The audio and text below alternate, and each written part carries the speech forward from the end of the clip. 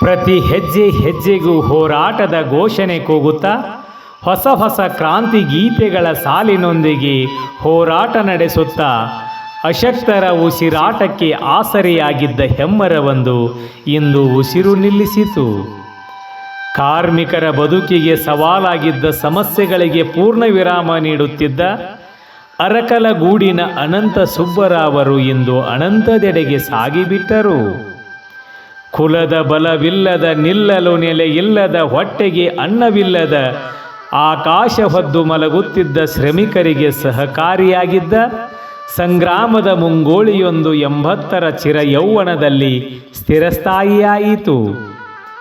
ಬಡ ಕಾರ್ಮಿಕರ ಜೊತೆಗಿದ್ದು ಬಹುದಿನದಿಂದ ಬೆಳಕು ನೀಡುತ್ತಿದ್ದ ದೀಪವೊಂದು ಸಕಲರಿಗೆ ಚೇತನ ತುಂಬಿ ಇನ್ನೆಂದು ಕಾಣದ ಮನೆಗೆ ಹೋಗಿಬಿಟ್ಟಿತು. ಶಾಂತಿ ಜ್ಯೋತಿಯ ಬೆಳಕಲ್ಲಿ ಕ್ರಾಂತಿಯ ಮಂತ್ರ ಜಪಿಸುತ್ತಾ ಸಹಸ್ರಾರು ಹಿಂಬಾಲಕರು ಮುಂದಾಲೋಚನೆಯ ಸರಳ ಜೀವನದ ಆಧಾರ ಸ್ತಂಭವೊಂದು ಕಾರ್ಮಿಕರ ಕಣ್ಣೀರ ನೋಡದೆ ಬಾರದ ಲೋಕಕ್ಕೆ ಹೊರಟು ಹೋಯಿತು.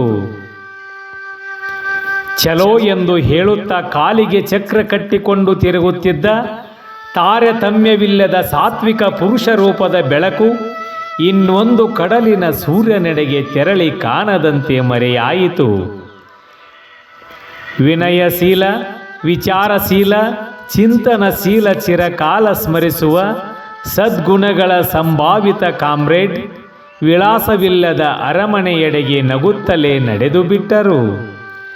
ಕಾರ್ಮಿಕರ ಬೆಳದಿಂಗಳಿಗಾಗಿ, ಬದುಕಿಗಾಗಿ ಬೆಳಗುತ್ತಿದ್ದ ಬೃಹದಾಕಾರದ ಹಣತೆಯೊಂದು ಯಾರಿಲ್ಲದ ಬಯಲಿಗೆ ರಥವೇರಿ ಹೊರಟಿತು.